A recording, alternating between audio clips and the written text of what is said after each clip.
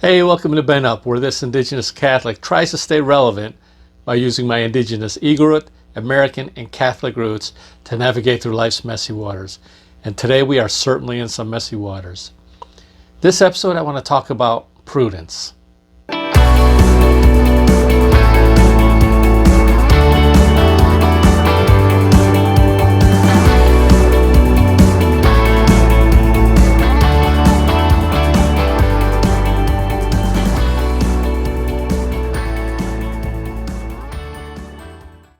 Ever since this began, I've been watching Catholics on YouTube and listening to their channels speak about this, particularly how it relates to the Catholic Church's reaction to the, specifically the suspension of public masses and sacraments.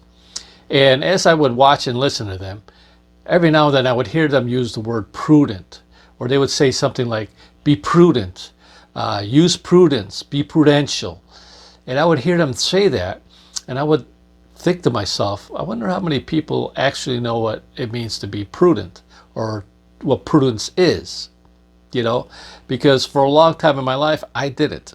Being a cradle Catholic, early on in my life, I always thought prudence had to do with being negative. I thought it was a derogatory term to describe somebody who just didn't get along with everybody else or didn't do what everybody else was doing. They were negative. You would hear things like, don't be such a prude. Don't be such a prude. Just everybody else is doing it. Why do you got to be so negative? Don't be such a prude. So, I thought, okay, so that's what prudence is to be a prude. But later on in life, I think around high school and up, I started realizing, what prudence actually has to do with not rushing into things and being patient about making decisions. And then it wasn't until I connected to my Catholic roots about 5 years ago that I realized, prudence is actually a virtue. 12 years of Catholic education, and that really didn't stick with me. That really didn't sink in. I knew about the theological virtues, the faith, hope, and charity. I knew of other virtues, and I thought, and maybe I suspected that prudence was one of those virtues, but it really didn't stick with me. So much for 12 years of Catholic education. But speaking of virtues also, I didn't even know there were 60 plus virtues. There's, I think, 64 virtues. If I'm not mistaken. Yeah, 64 virtues. I never knew that, until I connected to my Catholic roots. Again, so much for 12 years of Catholic education. But back to prudence. What I want to do in this episode is address prudence and delve into what prudence is, specifically how it relates to us Catholics and the Catholic response during these pandemics, to the Catholic Church's response with their suspension of public masses and sacraments. So I want to delve into that in this episode. First, what I want to do is share you what I learned about prudence from a great theologian and exorcist today, known as Father Chad Ripperger. If you've been watching any of my episodes, you'll know I mention him a lot. So I want to share with you his teachings. And then after going over his teachings, I'll share some of my comments and inputs and opinions. So feel free, though, to dismiss my opinions, because they're just that, opinions. Okay, I don't claim to be a scholar, and I don't pretend to be one. So I'm just a layman trying to navigate through life's messy waters. But don't be so quick to dismiss the teachings that I'll be sharing with you, Father Chad Ripperger, because really, in essence, he's just echoing what St. Thomas Aquinas teaches. And St. Thomas Aquinas, as you know, is a great doctor of the Church. So what I'll do in this episode is I'll share with you the texts that I got from his teaching. The source of his teachings that I want to share with you are not from any of the conferences of his that I personally attended, nor are they of the conferences he has recorded on YouTube. I don't think he delves in any of those, and he certainly didn't delve into prudence at the conferences I attended. But I may be mistaken. I thought I watched all of his conferences. But if any of you know of one that he goes in detail about prudence, please let me know in the comments below. I'd be very interested to watch that and listen to that. So the source I will use is a book that he wrote. A book he wrote about the introduction of mental health. It's a great book. I recommend everybody to read it. What I'll do in this episode is I will put in text his teachings, and then after that, like I said, only on the certain areas that really jump out at me, I'll add some of my opinions and comments. So let's begin here. Let's begin first with what is prudence. St. Thomas defines prudence in two different ways, but the two definitions convey the same meaning, namely the application of right reason to action and right reason of action. Prudence is a virtue in the practical intellect, as in the subject. Because it resides in reason, prudence perfects reason as to its operations in relation to practical matters. Since prudence deals with actions, for example, practical matters, prudence helps the person to know what is to be done. So how can we use prudence in making good decisions, particularly during this and how the church is reacting to this? We can do that by applying its 8 integral parts to our decision, our thought processes, and our decision making. These integral parts, the 8 integral parts of prudence, are actually virtues. They're the sub-virtues of prudence. Remember those 60 plus virtues I talked about? Well, these are part of those virtues.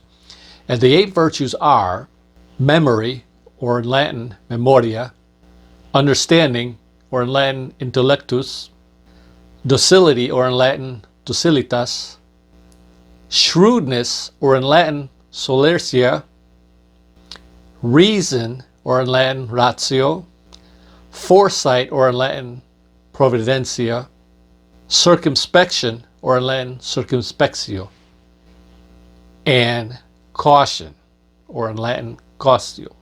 Now, the first 5 I mentioned are cognitive, meaning the dealing with the conscious or mental processes, and then the last 3 are actually perceptive. They're perceptive, meaning like intuition or insight, or how we see things. Okay. Now I've come up with an easy way to remember this. Using each first letter of each virtue and creating an acronym called MUDSURFIC. It's easy for me to remember because I think about it as mud surfing is terrific, although you really can't surf on mud, but think about surfing on mud. Mud surfing is terrific. MUD, and then the SRF, surfic, and then FCC, the FIC, the FIC, mud surfing is terrific. So that's, I don't know, maybe you could come up with a different acronym, but that's how I remember it, and that's how I come to think about it when I get into circumstances when I want to apply prudence to making the decision. Mud surfing is terrific. Okay, hope that helps. So let's go surfing in the mud and talk about number 1, the first sub-virtue of prudence, which is memory. Okay, memory or memoria. Now this is what Father Ribger teaches his book about memory. The virtue of memory is a cognitive integral part of prudence, in which one has knowledge of the past, since knowledge of the past is taken as proof of what could happen in the future. Experience is required to acquire memories, and prudence requires many memories. The more memories one has, the more prudent one can be, since he will have more particulars from which to consider possible future outcomes of circumstances and actions. Since memories are required, young people do not have prudence, as a general rule, because they lack experience or memories by which to judge what to do. Those children who have been baptized and are in a state of grace have infused prudence. However, Even though they have the habit, they cannot act according to prudence due to the lack of memory. Prudence is normally in the elderly. Because of the process of aging, they are more materially disposed towards clear phantasms, and they lack the motions of the passions. The elderly have more experiences and therefore more memories from which to draw on. In fact, those who are inexperienced will often be overwhelmed by circumstances. Since there can be an infinite number of circumstances and experiences necessary to know which circumstances affect a given course of action and which do not. Through experience, the infinite number of possible singulars are reduced to a finite number, since the person knows what happens in most cases. Now, regarding experiences, not just any kind of experience, but the right kind of experience. If one is always around others who make wrong decisions and one never learns the proper outcome for which one should strive, he will not have the right experiences by which he can judge properly. Well, right away, a wrench is thrown into the works here because, I am way too young to have these experiences of like this. The Spanish flu that sickened up to like 40% of the world and killed up to 50 million people was way before my time. Okay, and I've never experienced a pandemic that has such a rapid widespread of like this virus has. A pandemic where a virus is overwhelming hospitals and even crippling the economies. The H1N1 didn't do that. SARS didn't do that. So I really don't have the experiences that Father Ripperger is talking about there.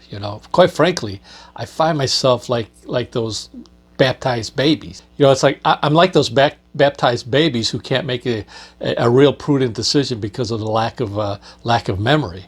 So it has me asking myself, can I make a prudent decision at this time?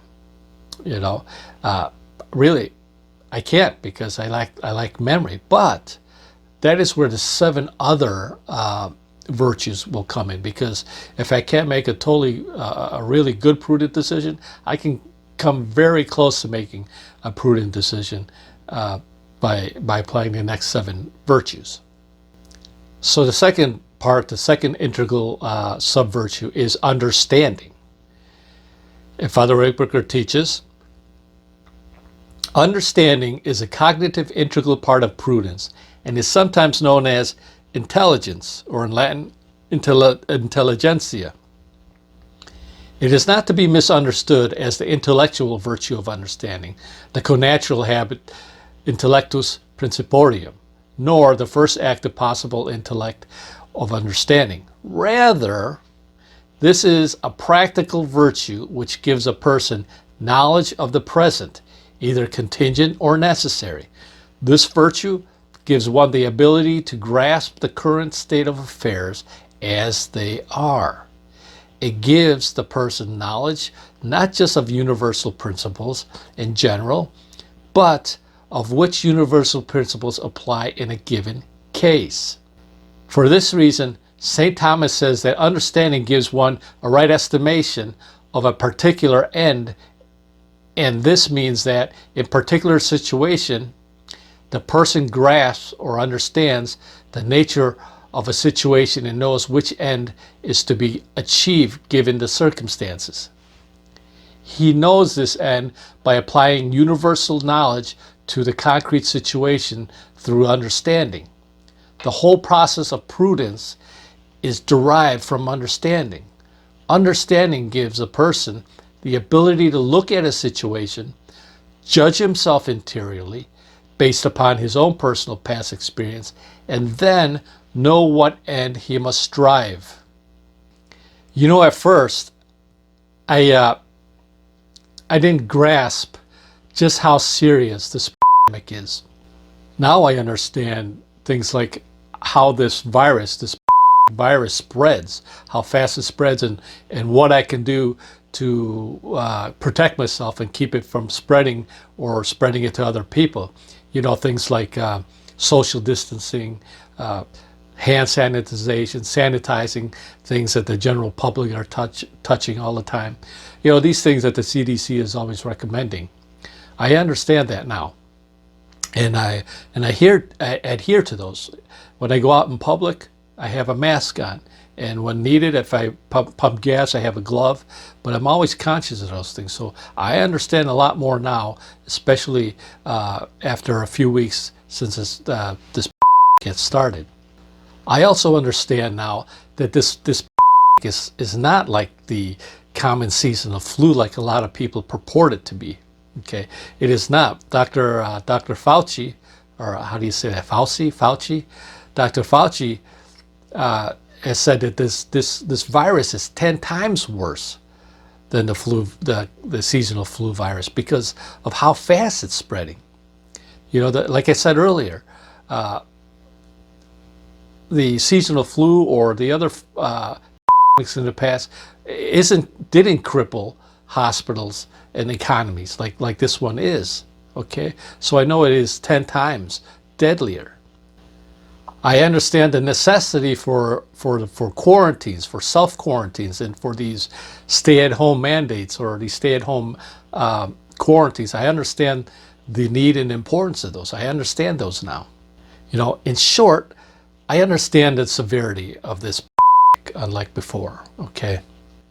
Now, I also understand, regarding my Catholic faith, that regardless of the intentions of the bishops and cardinals who suspended the public Mass and Sacraments, now I say regardless of their intentions only because I don't know if whether or not their intentions were truly out of love and charity for the faithful, for their protection, or was it simply just to protect themselves, to keep them cover their ears from blame and liability and even lawsuits. I mean, the Catholic Church has enough lawsuits with the sex scandals going on, but maybe, I don't know. So regardless of the intention, I understand now that the decision to suspend public masses was the right decision.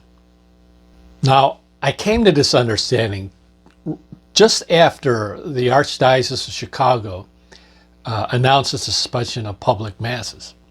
Because when they announced it, I made a decision for the following Sunday, since there was no masses here in the Chicago area, to drive to Indiana and pray the Mass over there. So I drove to Indiana at St. Joseph's, which is a Institute of Christ the King Sovereign Priest Church, wonderful order of traditional Catholics. But I went there to pray the Mass. Now,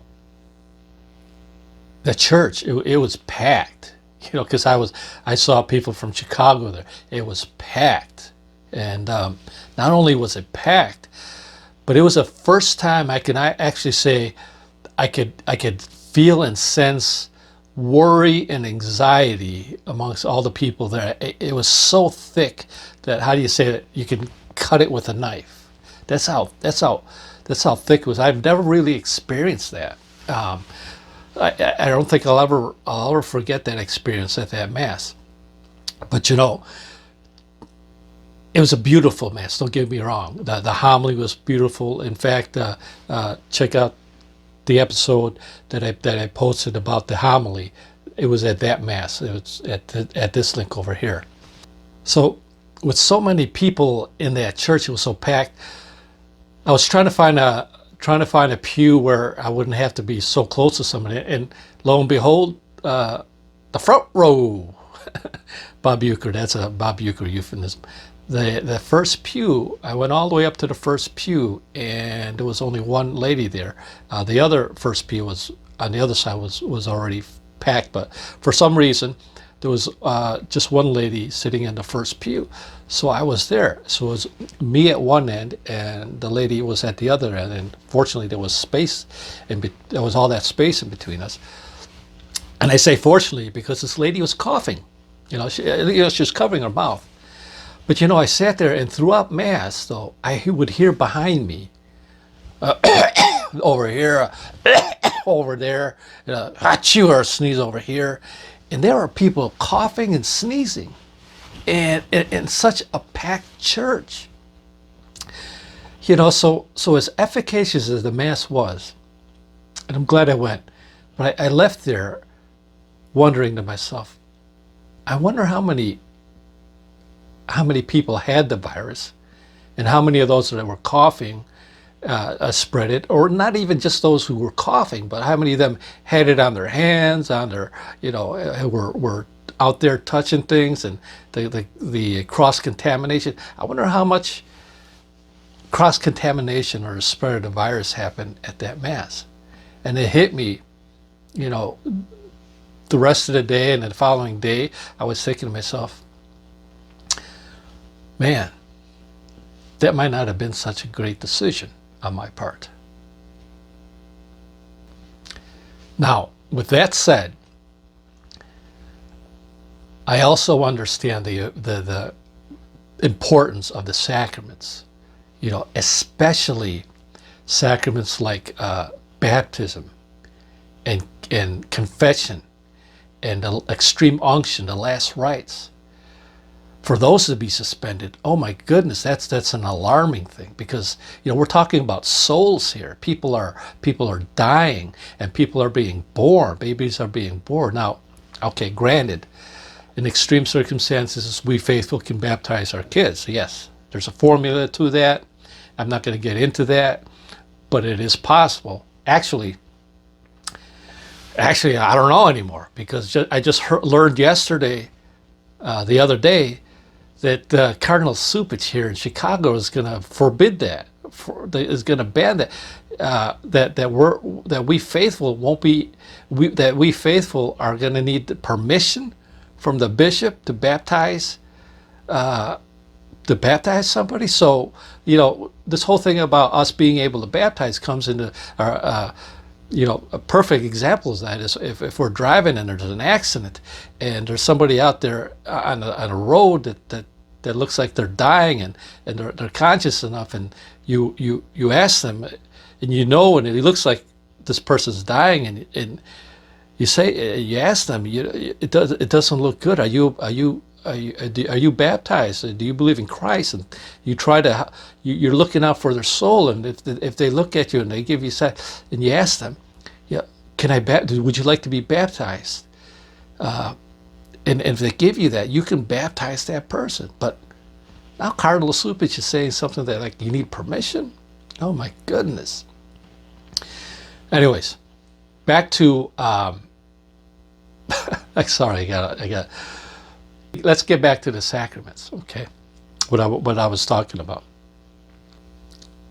For many of you out there, you might not like to hear this, but at this time, at this moment, at this stage of the sacraments that I just talked about are more important than the public Mass. You see, the private Masses that priests are doing on a daily basis, at least I hope the good priests are doing it. The private Masses that they're doing are just as efficacious, even without our assistance, without us being there. They're just as efficacious. They still bear merit. They're still the holy sacrifice of the Mass. And if a priest is doing the traditional Latin Mass, even better, because it bears even more merit. And I say merit, I mean extrinsic merit. Recently, by connecting to my Catholic roots, I've learned also that frequent communion was never part of our tradition. Frequent communion, the receiving communion, the Eucharist every Sunday or daily, was not part of our tradition until around the turn of the 20th century, the early 1900s, because of St. Pope Pius X. Prior to him, the Eucharist, it was not uncommon to hear people receive the Eucharist once a month, or once every other month, or even once a year. That was not uncommon. In fact, now I've come to understand. In the past, I've always wondered that, that precept, the Catholic Church precept of us needing to receive communion at least once a year during Easter, during Eastertide, the Easter season. I've always wondered to myself, now, why would they have come up with that? Is it once a year? Really? Really? But now that I understand why they did that, and I don't have the time to do it here, but I would encourage you to look that up.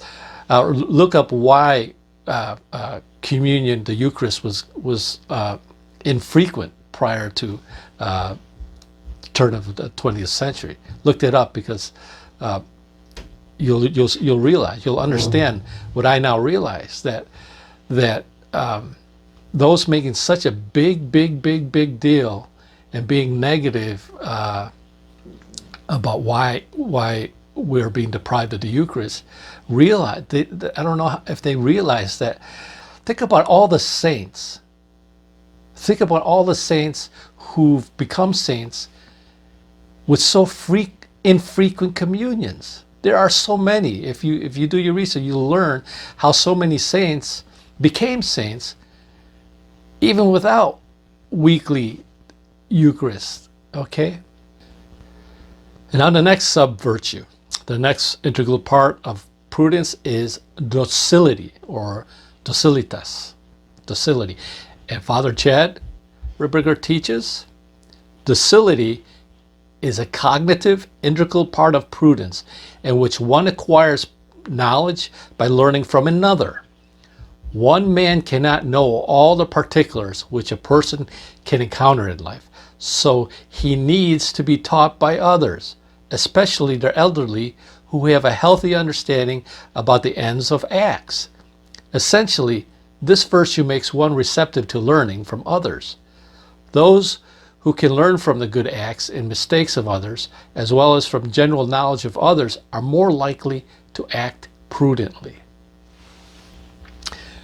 Well, this is one virtue that I don't struggle with at all, because since I remember, since like in high school, I've considered myself like a student of human nature. I think I get a lot of that from my dad, who was a very smart guy, valedictorian, etc. Yet he never allowed pride to keep him from learning from other people, especially other people who knew more than him. He came over here in America as a civil engineer, and from being a civil engineer, he pursued the American dream, became an entrepreneur, okay, and various types of businesses. And in that switch, he was like a sponge and trying to learn from other people in that business about the nuances of everything. He was always trying to learn. So I think I picked that up from him. If you look at if you go to my YouTube channel, the home page, and if you go on there on the channel page and you click on channels, if you click on channels, you'll see all the YouTube guys that I subscribe to. These are the guys I listen to frequently, if not some more frequently than others, but these are the guys that I try to learn from, because I understand what the importance of docility, of trying to learn things. All right, so let's move on to shrewdness, or in Latin, solertia. Father Chad Ripperger teaches, shrewdness is a cognitive integral part of prudence, sometimes called eustosia. Shrewdness is a skill or quickness of mind in discovering something, especially the principle of a thing.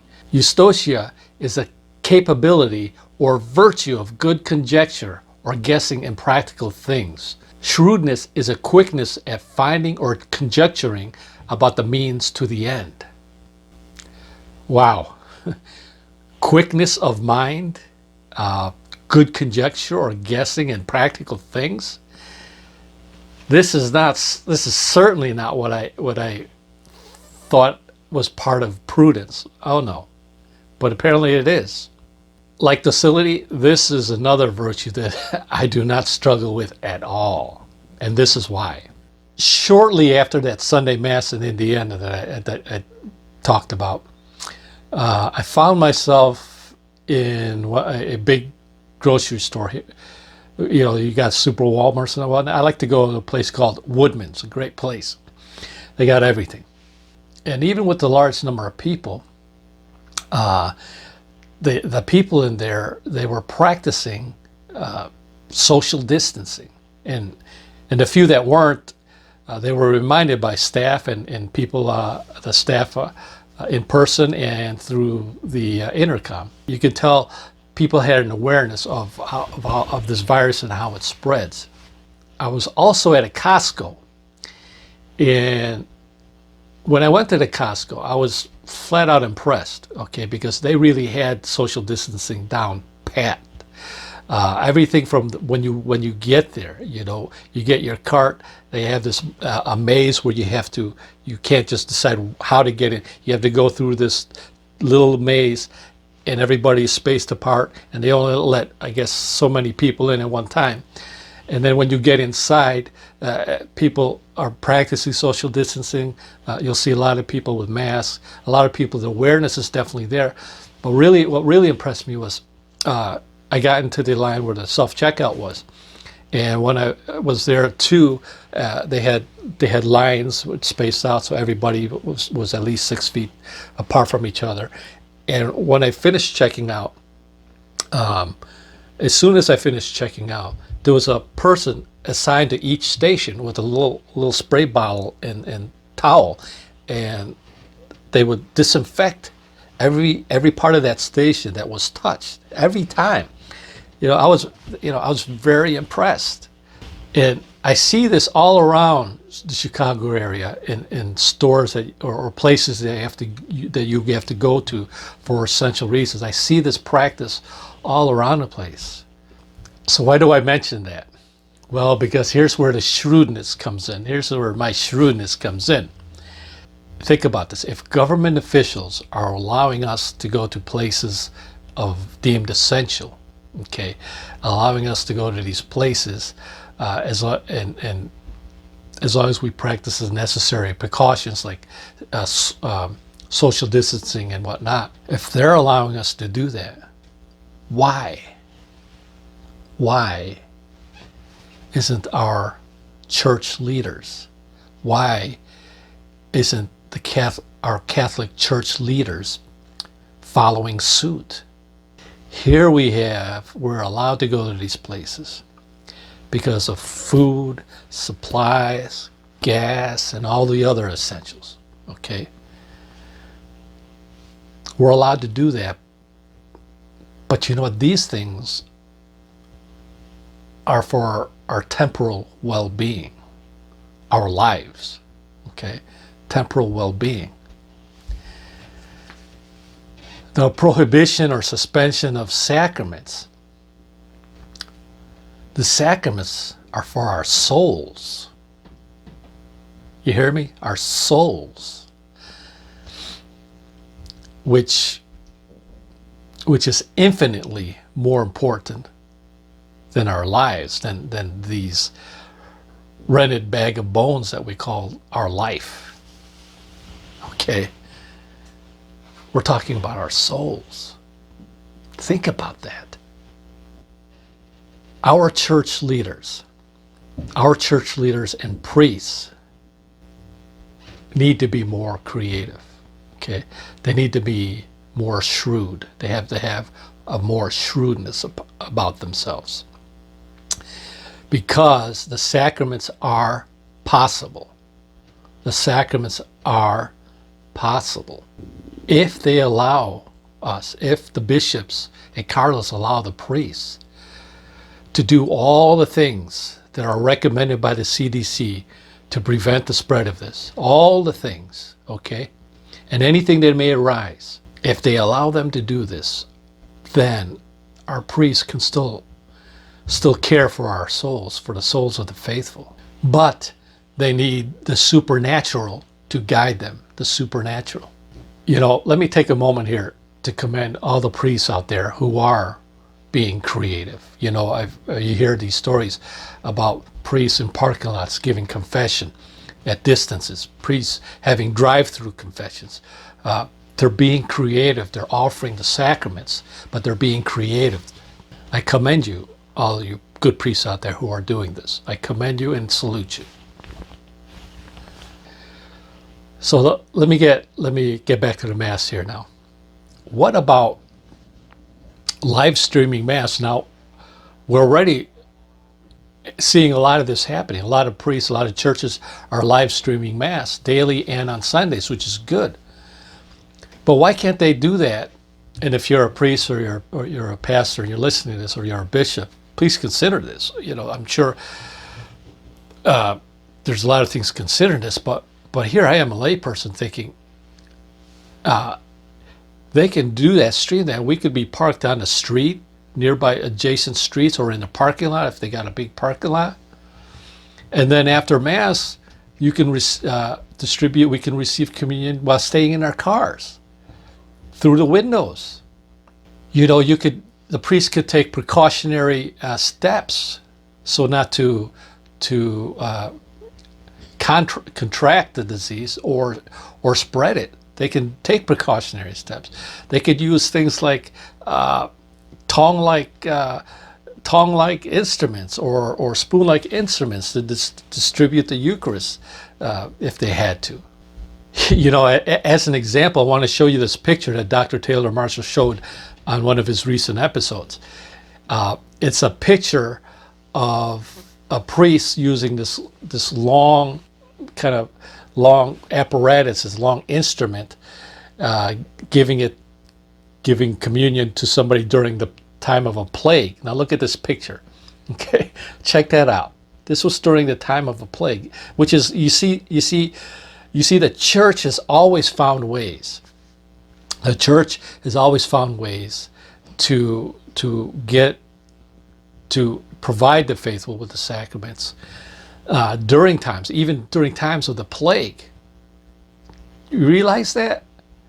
And right now, this is not nearly like the plague that wiped out a third of Europe. No, but at least hopefully it's not. But the church has always found ways to do that, and we need to do that.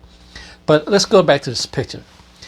I want to imagine this. Okay, imagine this person, instead of sticking her head out of the window of a house window, imagine somebody inside a car. So let's put your imaginary caps on here. Place this person in the car, and have a priest, but instead of one server, let's give him 3 servers, okay?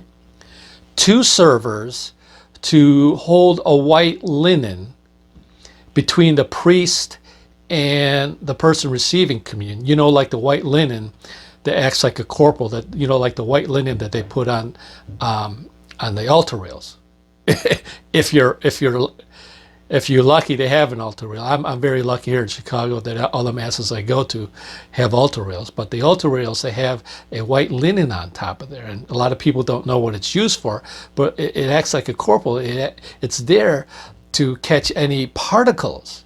Because if the Eucharist, if that's really Jesus Christ's body, blood, and soul divinity, every single particle is Him. So that's a beautiful thing about the traditional Latin Mass, about connecting to our Catholic roots, is we realize that, and we really believe that, and that's why there is a linen cloth to catch any possible fragments of the host that may fall. So put two servers on both sides of this person, in between the priest and this. If the priest uses a long apparatus like this, they can use this linen and follow it just to make sure that the host does not fall onto the ground and desecrate our Lord. So that the other server could be right next to the priest. The server could disinfect this apparatus or instrument, whatever the priest chooses to use, each time. Now, this could even apply to if the priest has courage to put on a mask, try to keep a safe distance from the people, yet touch the host with his hands. He could turn around to that server and dip his hand in disinfecting solution, so that each time something clean is being touching the Holy Eucharist. So you see, it's possible. It's possible. The church has always found ways, like I said. And we could too, and we need to. We need to find ways. So please, bishops and cardinals and priests, y'all need to be more creative. Have the shrewdness part of prudence in you. Now let's go to the last cognitive virtue, which is reason, or in Latin, ratio. And Father Chad Ripperger teaches, reason or reasoning is a cognitive integral part of prudence in which one proceeds from the knowledge he has to other knowledge or judgments. Sometimes called good reasoning, reason is the ability to apply universals to particulars well. So this is pretty self-explanatory, and I think you could apply that to yourself. So I'm not going to comment on it for time's sake. In fact, now that we're done with the cognitive virtues, the cognitive integral parts of prudence, and as we get into the next three perceptive integral parts of prudence, I'll just read them off as Father Chad Ripperger teaches them, and I won't comment them. I think they're all pretty self-evident, and you can apply these to yourself. So let's get into the final three parts of mud surfing, okay? The FCC part of it, the terrific part of surfing in mud. And that is foresight, or in Latin, providentia. And Father Chad Ripperger teaches, foresight is a perceptive, integral part of prudence by which one applies knowledge to action by ordering action to a suitable end. Foresight implies distance. For example, the person with foresight is able to see how a given action will achieve a future end. It is a kind of prescience or foreknowledge in which a person can read the circumstances and know what would happen if various actions should be tried in those particular circumstances. And then the next one is circumspection, or in Latin, circumspectio.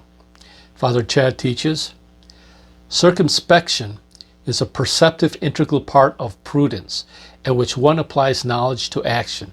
Knowledge here concerns the circumstances of the action, and so circumspection compares the end which one wants to achieve and the circumstances in which one finds oneself to see if the end fits the circumstances. For example, a child might need disciplining, but the public place in which a parent finds himself indicates that it is not the place where it should be done. And lastly is caution, or in Latin, cautio. And Father Ripperger teaches, caution is a perceptive integral part of prudence by which one applies knowledge to action in order to avoid impediments and evils.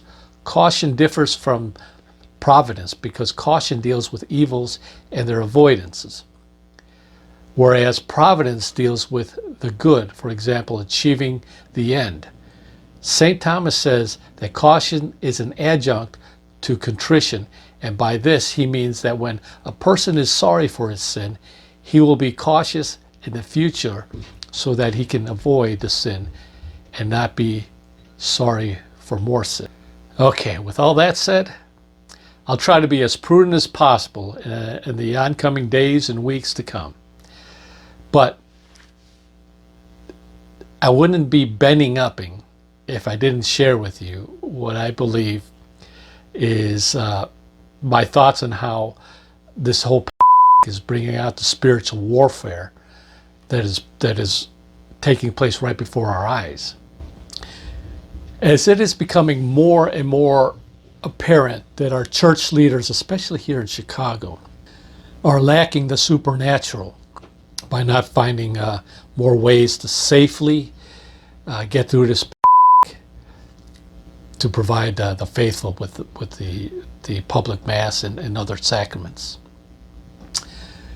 As that's becoming more and more apparent, we need to up our prayers and penance for their intentions, so that they may be given the grace to have the supernatural back in our lives, to be guided by the supernatural rather than the world. We have to especially pray for those prelates who are against being creative, especially those who are telling their priests to stop doing these things that priests are trying to do, like I mentioned, the drive-through confessions and things. We really need to pray for them. You know, in case you didn't know, the last time public mass was not offered during Easter, the last time that happened was during the time of the Roman Emperor Constantine. Way back then. That was the last time. So if it happens, if it does come to that this Easter we have no public celebration of the Mass, man, think about that. That's apocalyptic in a way. You know, think about that. That was the last time. World Wars, World War I, World War II, other plagues and whatnot. The Mass was still there during Easter. This is going to be, if it happens, the first time. But you know, that's the whole thing. If our leaders were prudent, it doesn't have to happen. If prudence was really practiced by our church leaders, we wouldn't have to come to it. That's why they need our prayers and penances so much more now. But, dare I say, if it does happen, it's just going to be proof of just how much the leaders of Holy Mother Church have lost touch with the supernatural. It will show just how much they've succumbed to the things of the world, to the things of this world, rather than the supernatural. That's sad. You know, this is what the enemies of the church wanted to happen to the church. If we don't have Mass at Easter, it would also be evidence of the infiltration of Holy Mother Church by the Freemasons, the Communists, and Modernists. It would be evidence of their success, of their plans to infiltrate the church are succeeding now. That would be it would be very evident, you know. If you don't know what I'm talking about with this whole infiltration thing, check out the link above my book review that I did about infiltration, about the book called Infiltration. Well, in closing, the here in America is supposed to get worse in the next couple of weeks. It's supposed to spike and get worse in the next couple of weeks. So I want to encourage all of you to stay vigilant in taking the proper necessary steps that the CDC recommends to protect us and keep the spread of the virus at as low as possible. But more importantly, moreover, I want to encourage all y'all out there to find ways to rouse in you your faith, hope, and charity. Take this time of quarantine or self-home, stay in quarantine, to elevate your love for God, your love for Christ and Our Lady. Take this time, especially you men out there, to lead your families in elevating the faith, hope, and charity within your family. Use this time, especially on Sundays, to gather and stream the live Mass. Hopefully you're streaming a nice traditional Latin Mass, but stream the live Mass. I mean, that's a great opportunity for you and your family even to learn more about the Mass and how to follow the Mass. Stream it, pray the Rosary together as a family, do other pious devotions, but take this opportunity to get closer with Christ, with our Lord and Our Lady. So until next time, like I always say, make a Catholic difference. Connect to your Catholic roots. Don't just man up. Don't just woman up. Be like St. Benedict and BenUp. Hey, this is Rex. If you like this video, please give me a thumbs up, hit the like button, and subscribe. And don't forget to hit the bell button too so you get notified on future episodes. So until next time, God bless you.